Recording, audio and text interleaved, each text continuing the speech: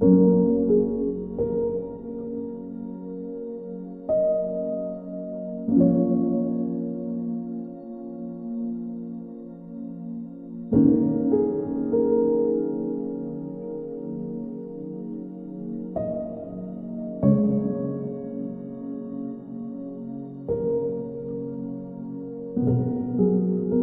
jumpa lagi teman-teman. Salam sehat bagi kita semua. Semoga sejahtera Allah yang melampaui segala akal itu tetap menguasai dan menjadi berkat untuk kehidupan kita. Saudara-saudara sekalian, teman-teman, saya memfokuskan atau mentemakan perjumpaan kita saat ini dengan hal yang ramai di kalangan Gemim.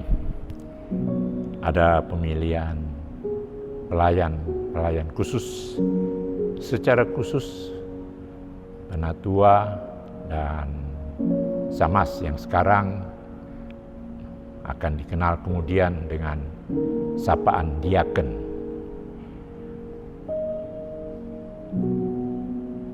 Ketika hari yang sudah semakin mendekat ini, dan juga pada khotbah-khotbah 2 atau 3 kali hari Minggu sebelumnya, maka arahan daripada MTPJ kita itu tentang kegiatan yang akan dilaksanakan pada hari Jumat dan hari Minggu yang akan datang. Hari Jumat ada pemilihan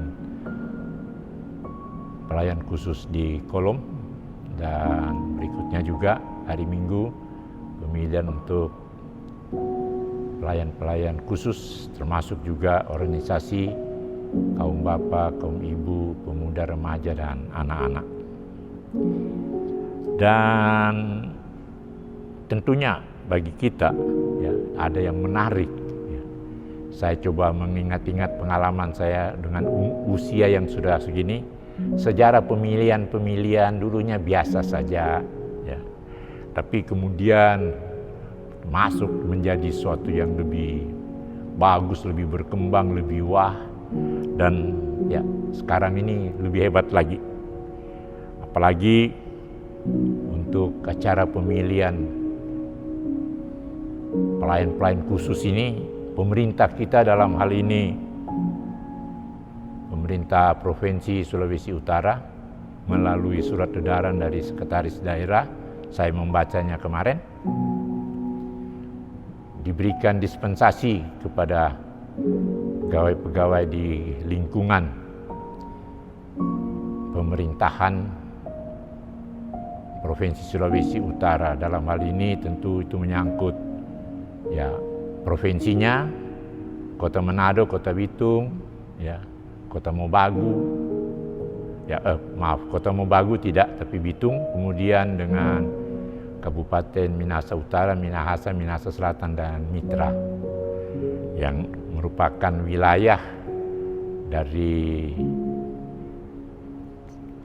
keberadaan Gereja Masih Injili di Minahasa. Dan saya lihat ini tentu suatu yang sangat istimewa. Bayangkan kita boleh mendapat warga Gemim pada instansi pemerintah yang disebutkan tadi, boleh mendapatkan libur fakultatif. Padahal nanti acaranya biasa, semua jam 5, jam 4 atau jam 5. Tapi ini sudah dapat pembebasan selama 1 hari. Nah, itu sedikit catatan pengantar kepada topik pelayan gereja.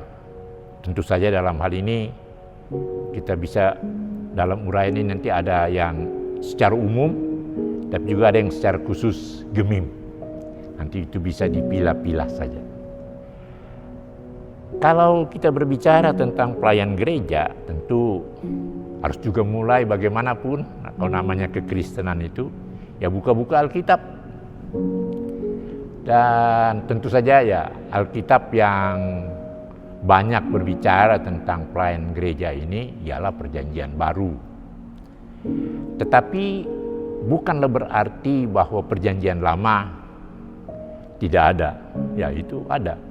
Cuma ya itu masih menyangkut ya Israel sebagai suatu bangsa, tapi juga sebagai, kalau dalam istilah modern ini ya disebut sebagai negara agama. Itu dalam ya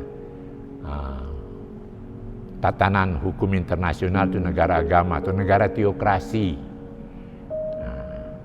Nah itu perjanjian lama. Tapi kemudian di perjanjian baru hal itu ya tidak nampak atau bahkan tidak ada. Nah, di dalam konteks perjanjian lama, maka yang namanya pemilihan, apalagi pemilihan yang dari bawah, itu tidak nampak. Kita nanti hanya ada yang kita bukan, tapi dipilih, bukan pemilihan, beda. Dipilih itu sama dengan ditunjuk. Jadi terlalu terlalu subjektif. Jadi saya bisa menunjuk saudara A, saudara B, saudara C, kamu bantu saya. Nah, kayak begitulah. Itu ya tradisi perjanjian lama. Dan itu nanti bisa kita lihat ya. Jadi misalnya di dalam perikop yang baru-baru 2 minggu lalu atau 3 minggu lalu, Musa memilih ya pembacaan perjanjian lama. Dia dengan Miriam pilih untuk 1.000 orang, pemimpin 1.000 orang, pemimpin 100 orang, dan seterusnya. Dan sesudah itu ada pemilihan tokoh. Nah, kalau pemilihan tokoh jadi belum ada, ini yang dipilih ini konteks dari bawah itu, ya memang hanya ada di Musa, cerita Musa itu. Perlu pemimpin untuk umat, tapi dalam untuk pemimpin yang tunggal-tunggal begitu, ya hanya Tuhan yang memilih. Ya. Nah, itu di dalam perjanjian lama. Dan itu kita bisa dapati misalnya dalam cerita hakim-hakim. Ya. Jadi mereka perlu seorang yang akan mengkoordinir ini, apalagi bangsa-bangsa lain itu datang menyerang mereka. Perlu tokoh, perlu pemimpin. Nah itu dalam kitab hakim-hakim. Tapi nanti kemudian sesudah itu maka yang akan berperan situ ketika kerajaan Israel sudah terbentuk ialah para rajanya. Ya, rajanya yang akan, ya, itu nanti kita mengenal. Dan raja ini ternyata meneruskan tradisi karena dia anak raja, maka dia yang akan jadi, dia bukan diambil dari lain-lain. Ya, yang agak berbeda itu hanyalah ketika Saul atau juga ketika Daud. Nah itu dari kalangan luar dicari mana yang ini. Tapi zaman Salomo dan seluruh sampai raja-raja ketika Israel pecah dua, yaitu memang anak-anak raja, keturunan raja yang memimpin umat. Nah nanti situ dihadirkan karena dia raja, urusan-urusan keamanan, kesejahteraan, kecukupan. Maka urusan dengan Tuhan ya itu perlu tokoh tertentu. Ada yang namanya nabi-nabi, tapi ada juga yang namanya imam. Dan hal itu kemudian hilang ya, atau sudah terlupakan ketika Israel dibuang ke Babel. Dan sudah itu ya memang mereka selesai pembuangan, lahir generasi baru di zamannya ya. Apa yang bisa mereka pegang menjadi satu patokan? Tidak ada ya. Dan itu berlaku sampai zaman Tuhan Yesus ya. Yang muncul sebelum itu ialah tokoh-tokoh agama yang kemudian memperkenalkan diri. Itu saya sudah pernah sampaikan dalam uraian sebelumnya.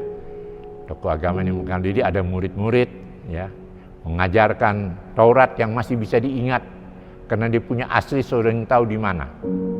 Itu diajarkan. Nah, termasuk nanti muncul dari tokoh atau guru yang seperti itu. Yang paling populer di Perjanjian Baru ialah Yohanes Pembaptis. Nah, menariknya nanti ketika zaman Tuhan Yesus, Karena Tuhan Yesus mau menyampaikan berita kerajaan Allah yang sudah datang, ia perlu semacam teman, perlu kawan. Karena memang dia tidak akan lama di dunia ini kan. Maka dia pilih. Jadi dia yang pilih. Pilih dalam artian dia tunjuk. Anda ikut saya Petrus. Yohanes dengan saudaramu ikut saya. Nah itu Petrus dengan saudaramu. Simon ikut saya. Berikut juga kemudian dia panggil Nathanael dan seterusnya dan seterusnya. Nah, maka genaplah itu 12. Dan mengapa 12? Nah, ini memang ya dalam tradisi-tradisi keagamaan Israel, maka ada angka-angka yang memang mempunyai nilai-nilai tertentu. Misalnya angka 7, ya kan? Angka 12 yang kita ikuti dan kelipatannya. Nah, dari situ ini sedikit sejarah bagaimana nanti perlunya pelayan gereja itu tampil. Maka ketika dia sudah mulai menyebar, ya kan, Tuhan Yesus naik ke surga dan Tuhan Yesus percayakan kepada Petrus, dia katakan, Petrus, gembalakanlah domba-dombaku. Tapi tentu bukan hanya Petrus, karena di situ ada murid-murid yang lain dalam Injil Yohanes itu dia. Nah, maka ya mau bagaimana ini gembalakannya? Ya, itulah nanti kita ikuti kemudian. Jadi mereka masih satu, masih sama-sama sampai pada Kisah Rasul-Rasul diciptakan, mereka diberi kekuatan, diberikan kuasa untuk nanti akan menyebarkan Injil keselamatan pada hari raya Pentakosta itu. Dan kita tahu pada hari raya Pentakosta Petrus ya, bersama dengan rasul-rasul lainnya berbicara tentang keselamatan. Dan akhirnya kita orang ikut juga di Kisah Para Rasul. Dan barangkali cuma di sini yang ada pemilihan. Itulah dipilihnya 7 orang ya yang akan membantu para rasul. Di mana salah satunya itu yang kemudian cukup populer ialah Stefanus. Ya. Mereka, jadi itu barangkali pemilihan. Ya. Bagaimana proses pemilihan? Tidak terlalu jelas dikatakan. Tetapi kalau kita lihat, maka yang sering muncul itu ialah diundi. Ya, yang mereka yang akan bantu ini. Nah, dan ya, undian itu misalnya yang mengisi jabatan yang lowong karena Yudas yang bunuh diri, maka Matias itu diundi untuk bisa masuk dalam grup ya rasul dalam tanda kutip. Tapi yang lainnya ya tunjuk saja. Ini perlu untuk kita kemudian coba memahami bagaimana. Dan nanti di zaman Paulus yang kita juga sama tahu, ya itu Tuhan sendiri yang tangkap dia untuk menjadi rasul sama-sama dengan 12 murid yang lain. Dan memang dari 12 murid ini yang lain, maka Paulus itu yang paling populer, paling top di kepala ya, diajarkan di agama karena dia yang paling banyak ya. Jadi baru cerita di Kisah Rasul-Rasul mulai dari pasal 8 ke pasal 9 itu tentang Paulus sampai dia pergi ke Roma. Bayangkan. Baru sudah itu surat-surat. Ya kan, surat-surat kepada jemaat, surat-surat kepada individu-individu, Timotius, Titus dan Yudas. Situ memang paling banyak Paulus. Nah, sudah itu baru Petrus ya, nanti kemudian kita ketahui ya ada surat 1-2 Petrus, baru Yohanes ya. Ini Yohanes, apakah Yohanes murid Yesus? Karena ini dalam para sarjana perjanjian baru banyak menunjuk, wah ini pokoknya dia hanya memakai nama Yohanes, yang surat-surat Yohanes. Tetapi ketika orang mulai banding-banding, apalagi surat 1 Yohanes, nah ini bahasanya, gayanya, teologinya sama dengan Yohanes, Injil Yohanes yang adalah murid Yesus. Nah, kalau dia Yohanes yang murid Yesus, para ahli juga sepakat walaupun belum ini menunjuk kepada Yohanes yang mendapat wahyu di Pulau Patmos, itulah Yohanes di kitab Wahyu. Nah, itu sedikit tentang ya rasul-rasul dan pemimpin-pemimpin dalam jemaat. Kita kembali kepada Paulus, dan itulah yang juga menjadi bacaan pada hari Minggu. Timotius kalau mau jadi penilik, tua-tua jemaat begini. Ya. Untuk jadi diaken begini. Jadi ada semacam kriteria moral. Nah, karena ini kriteria moral, maka mari kita coba bicara secara teologis. Ya. Kalau Paulus mau memberikan kriteria moral kepada Timotius, harus begini, maka akan muncul pertanyaan. Loh, Paulus itu apa? Sebelum dia jadi rasul. Kan proses Paulus jadi rasul ini cepat sekali kan dibanding dengan murid-murid. Ya, murid-murid itu 4 tahun. Paulus tidak sampai 1 tahun. Cuma dididik oleh para rasul dan orang tentang kekristenan. Baru itu dia tahu, tapi sebelumnya dia tidak tahu apa-apa. Nah, tadi saya sudah katakan tadi ada semacam kriteria moral. Ya, memang namanya agama, maka selalu moralitas itu menjadi yang utama. Ya, oleh sebab itu juga ya, hal-hal yang menyangkut terkait dengan moralitas itu diupayakan supaya sekecil mungkin, kalau bisa tidak ada. Tapi saya tidak yakin kalau tidak ada. Jadi saya pakai istilah sekecil mungkin. Sekecil mungkin artinya ada, ya, tapi tidak terlalu ini kan.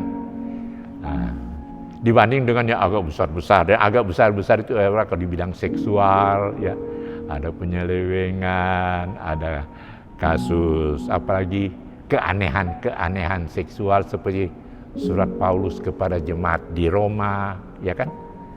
Baru juga ya lain-lain, baru yang juga menyangkut suka mengambil orang punya atau yang keluar dari kata-kata. Nah, itu semua, tapi itu ya kalau mau susun ini dia agak ke bawah ya. Dan itu yang paling atas ya memang seksual ya. Dan 4 tahun yang lalu ya, ketika urusan seksual itu diberlakukan, maka ramailah Gemim ini yaitu yang cerai tidak boleh dipilih. Oh, ribut, itu kan menyangkut seksualitas. Maka ramai itu dia, sampai ada seminar tentang hal itu. Nah, sekarang itu ada, tapi sudah lebih dulu disampaikan. Ya, jadi itu tentang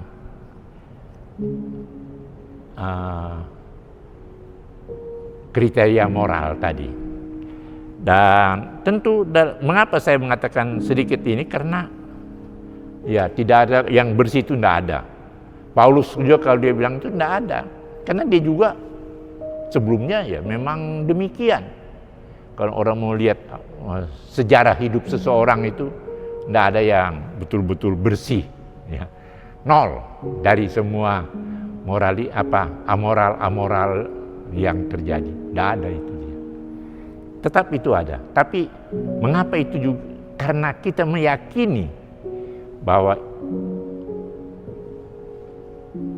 ukuran-ukuran seksual yang mengarah kepada dosa itu, kita sebagai orang yang diampuni, orang yang ditebus, maka silakan kita bisa welcome siapa saja. Nah, ini yang mungkin jadi persoalan bagi kita. Akankah kita welcome pada orang yang sudah baru keluar dari penjara? Apakah kita akan welcome untuk orang yang background kehidupannya, seksualitasnya, keluarganya yang pecah berantakan? Apakah kita juga akan welcome kepada orang yang tukang peminum? dan lain-lain.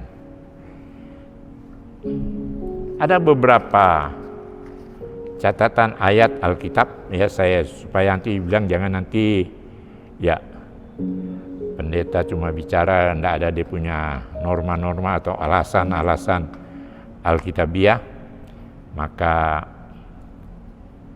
saya akan coba sampaikan. Jadi misalnya tentang tadi saya menyebut tentang pengisian lowong itu dari Yudas. Nah, itu diundi. Nah, itu kan kita baca di dalam Kisah Rasul pasal 1 ayat 23 sampai 26. Dan tadi yang saya katakan juga tentang adanya pemilihan dan pemilihan yang betul-betul pemilihan, tapi juga yang kemudian ya akan menjadi membantu para rasul. Itulah yang ada Stefanus 7 orang itu.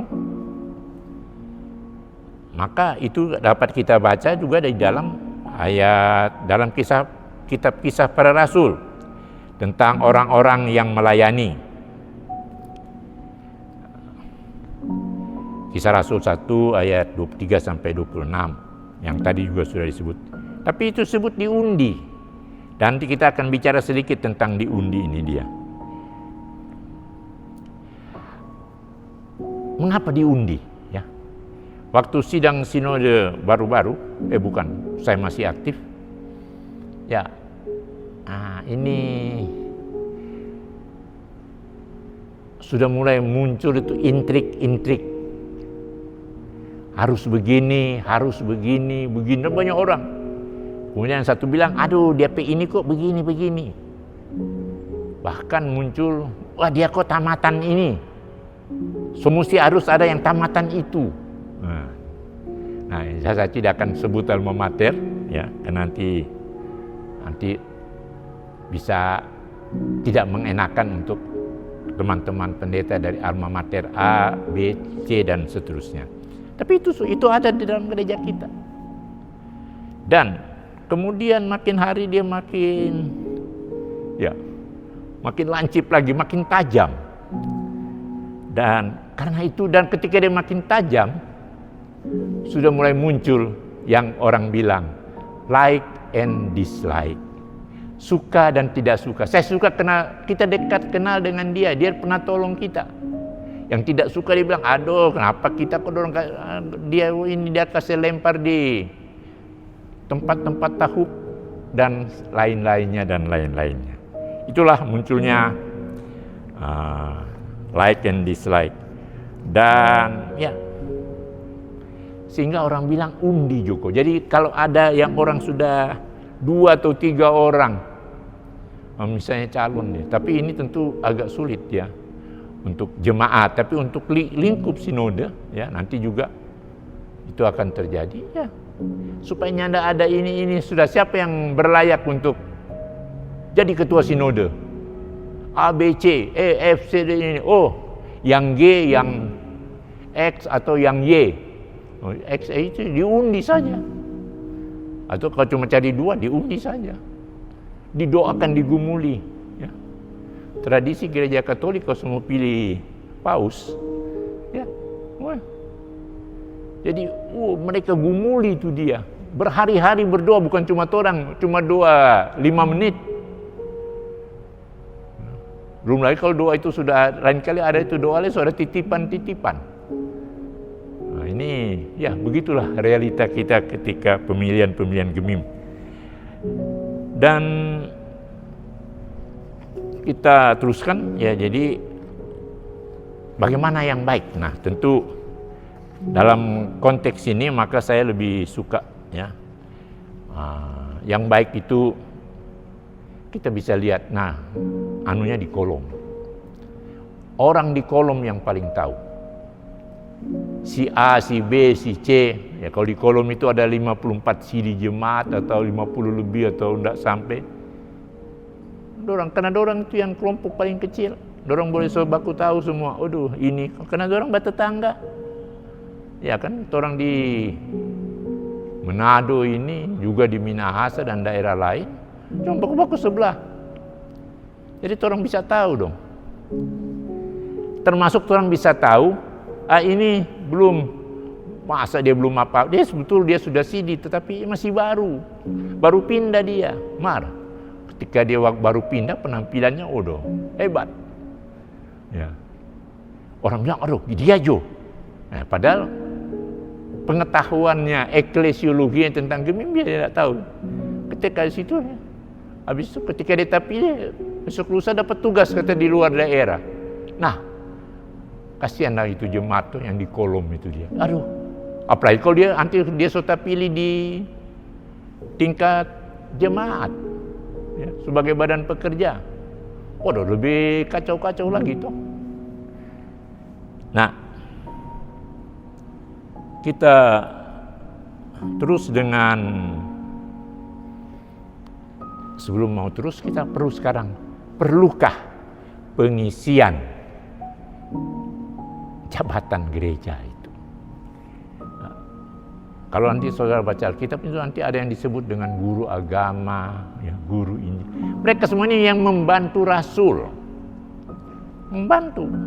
Mengapa? Karena rasulnya berjalan. Nah, yang terbentuk tuh jemaat X sudah terbentuk. Habis itu dia semua kasih tinggal tuh, karena dia berjalan ini rasul. Siapa yang bertanggung jawab? Nah, maka itulah termasuk surat Timotius. Nah, maka orang bilang, sudah, enggak tahu ini, coba cari Jo.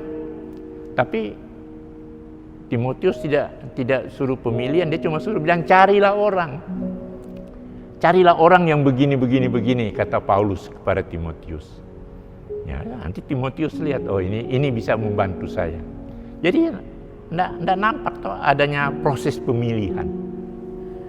Tata gereja kita mengatakan pemilihan kita berdasarkan kristosentris. Eklesiologi yang kristosentris. Saya pernah tanya ini, saya juga walaupun saya belajar teologi, saya pun jadi bingung. Yang bagaimana eklesiologi yang kristosentris? Karena eklesiologi itu harus kristosentris. Nggak bisa suatu eklesiologi, karena kalau dia tidak kristosentris ya tentu bukan eklesia itu dia. Tapi ya ada teman yang bilang begitu ya, kita ikut-ikut dulu. Begini. Ya, jadi artinya marilah ini suasana gereja, tetapi suasana gereja ini di bawah kuasa roh. Ya, kuasa roh yang adalah Roh Kristus. Nah, bagaimana ini? Jadi kalau Kristus dalam ini, ya karena kita percaya Kristus datang untuk suatu pengampunan, maka semua orang itu bisa dipilih, kan ada pengampunan. Cuman memang ketika orang yang dipilih itu, orang yang kemudian kita dapat, dia ada dalam pengampunan Tuhan. Apakah yang bersangkutan juga menghayati makna pengampunan itu dalam dirinya, sehingga misalnya ia terpilih sebagai pelayan khusus, dalam hal ini sebagai penatua atau sebagai diaken. Saudara-saudara, dari keberadaan inilah maka saya mau mengatakan juga tentang yang akan datang ini, yang dirayakan pada hari Jumat dan hari Minggu. Situ dikatakan bahwa itu hari pesta iman jemaat. Saya tidak setuju. Mengapa? Karena itu cuma pemilihan penatua samas. Ada yang sering salah sering diucapkan tapi salah mengarti.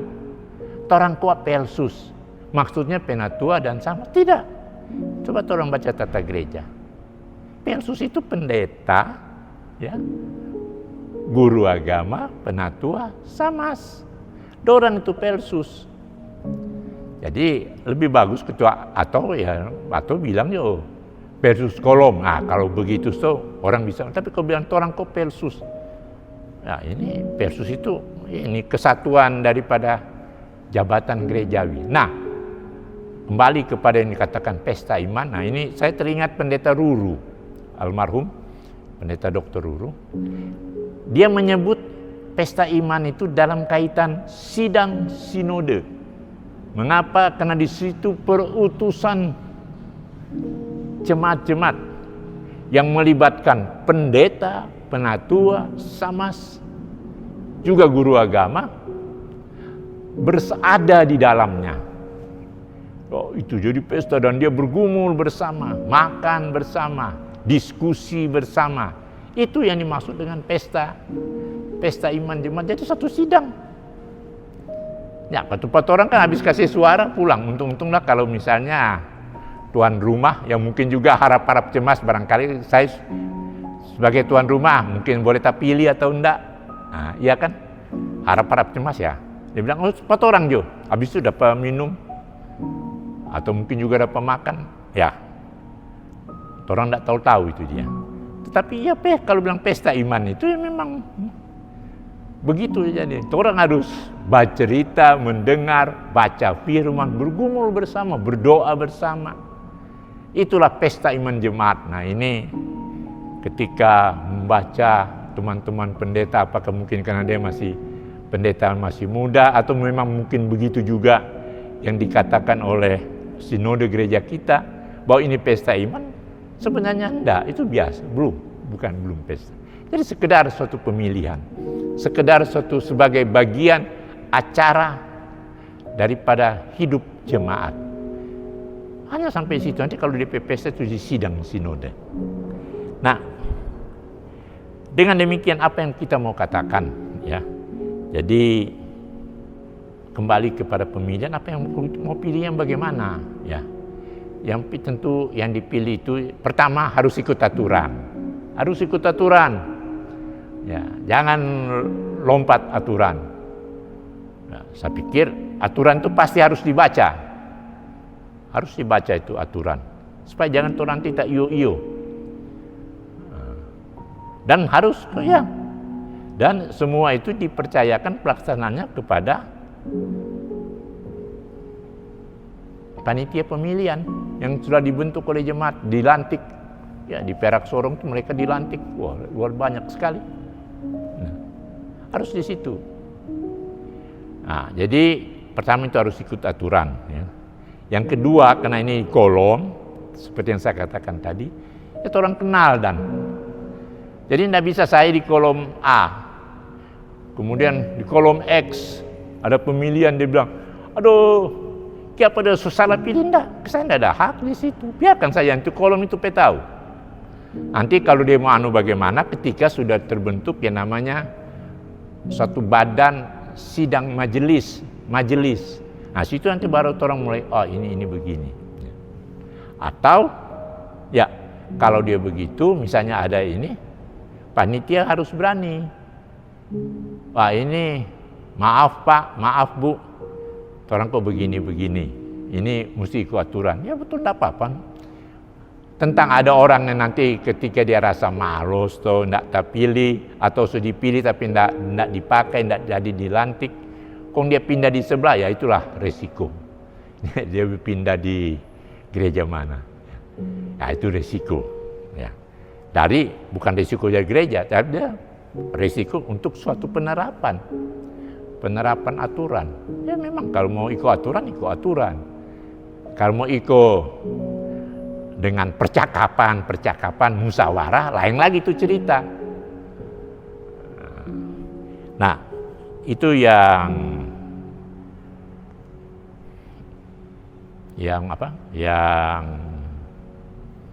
pertama.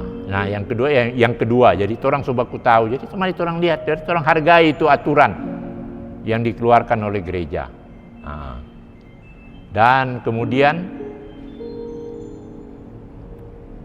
berikutnya ialah kalau kita sudah dipilih, ya, mari kita berdoa. Jangan terus senang, berdoa dulu. Tuhan layak saya atau enggak? Tuhan kenapa kita kurang dukungan? Enggak apa-apa, kita berdoa. Jangan cuma berdoa karena berhasil. Berdoa juga ketika orang belum berhasil. Ya, dalam konteks ini enggak terpilih. Berdoa, terima kasih Tuhan. Tapi yang jelas kita membangun persekutuan itu indah sekali. Tentang suatu sistem itu ya kita tidak bisa, karena sistem itu bisa saja mengikuti perkembangan zaman. Cuma memang tidak bisa dijadikan sebagai suatu upaya untuk harus demikian, mesti ikut begini, tidak. Biar kita dengan hati yang lapang. Yang berikutnya, nah ini juga tentu menyangkut ada yang sudah sementara bertugas tapi untuk periode mendatang tidak, ya. Nah ini juga tentu disampaikan ya begitu. Ini kan panggilan pelayanan. Saya sering pakai itu istilah daripada pemerintah. Kerja pelayanan itu amanah. Nah, amanah kata. Ya. Jadi amanah kita. Jadi ya mungkin sudah ini ada yang lebih baik lagi. Ada yang lebih bagus lagi dari kita harus hargai. Ya. Apakah dia mungkin lebih tua dari kita atau mungkin juga lebih muda dari kita? Itu tidak soal. Ya, memang harus demikian. Dan yang berikutnya dari ini saya juga tidak akan hanya berbicara fokus pada tanggal 15 tanggal 7. Kemudian pemilihan BIPRA. Nah, ini juga ya ini perhatian yang hebat juga perlu, karena hanya satu yang mau dikatakan dalam pemilihan BIPRA. BIPRA itu terlebih untuk 3 atau 4. Jadi ibu, bapak, pemuda, remaja. Ini jangan dihayati itu sebagai suatu ormas. Ya, oh jadi kalau dia terpilih kaum bapak, terpilih kaum ibu, pemuda atau remaja, dia ada masa. Nah, itu tidak. Dia hanya diberi kesempatan untuk secara khusus atur, bantu supaya bapak-bapak ini juga ya bisa menikmati berita keselamatan itu secara khusus di lingkungan mereka yang namanya bapak, yang namanya ibu, pemuda atau remaja, atau juga anak-anak. Dan sebelum, supaya jangan ribut-ribut, maka ada baiknya panitia setempat beri kesempatan ya pemilih atau jemaat yang hadir itu mengetahui itu aturan-aturan.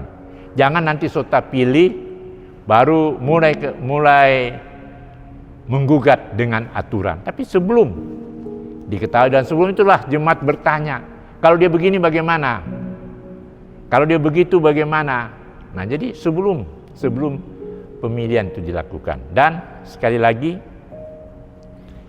janganlah kita lupa berdoa, ya. Jemaat disuruh berdoa. Jangan cuma pendeta, yang kalau ada pendeta hadir di situ atau yang lain. Jemaat suruh berdoa. Berdoa masing-masing. Enggak usah pakai seorang berdoa, karena seorang berdoa cuma dia yang berdoa, yang lainnya enggak. Mungkin yang lain main HP. Nah, lebih baik jemaat berdoa, silakan. Mau suara terdengaran, mau suara tidak dapat dengar, silakan. Tidak usah. Ya, kalau bagi saya tidak usah pakai seseorang yang akan berdoa, jemaat yang berdoa. Dan tentunya menjelang pemilihan ini dan menjelang akhir juga daripada acara ini, maka ada suatu catatan sedikit. Kalau tadi kita sentil tentang eklesiologi, maka ya dari surat-surat Paulus itu yang paling banyak berbicara tentang gereja sebagai suatu yang organis, yang organik, ya. Tapi silakan baca surat Efesus, itu dia. Juga ada di surat Korintus, ya, tentang tubuh itu ya. Jadi itu orang harus saling mendukung apapun fungsi kita. Dan ini hebatnya di Gemim. Ada waktu saya dulu masih aktif, sebagai pendeta masih aktif. Di Gemim ada penatua kolom tidak tamat SD. Tetapi juga di Gemim ada penatua kolom yang bergelar profesor doktor. Dan mereka semua sama, yakni penatua Gereja Masehi Injili di Minahasa, atau SAMAS, Gereja Masehi Injili di Minahasa. Nah, itulah tubuh Kristus. Jadi karenanya nggak usah malu kalau tarang, aduh kita kok nggak kelar sekolah. Nah, kong lihat itu anggota jemaat sudah banyak yang orang-orang pandai. Di kolom saya, di kolom 23 Pakoa, tukang bikin tela, campur-campur tela, tukang jual ikan di pasar Karombasan, deng doktor, ya, doktor semua profesor, ya, dengan tenaga-tenaga birokrasi yang sudah golongan ampa, ada semua di situ. Ya, jadi tapi biasa tuh bergaul sama, bawa firman, ya, yang dokter badengar dari yang menyampaikan firman yang tidak selesai SMA. Ada semua situ. Nah, itulah kekayaan Gereja Masehi Injili di Minahasa. Dan pada kesempatan ini juga, dengan catatan ini, saya mengajak kita untuk mari kita ramai-ramai, ya. Apalagi sudah diberikan libur fakultatif, mari kita orang ramai-ramai sukseskan acara pemilihan pelayan khusus Gereja Masehi Injili di Minahasa untuk kolom, untuk Kompelka Bipra. Kiranya ini berjalan dengan baik. Banyak selamat. Tuhan Yesus memberkati.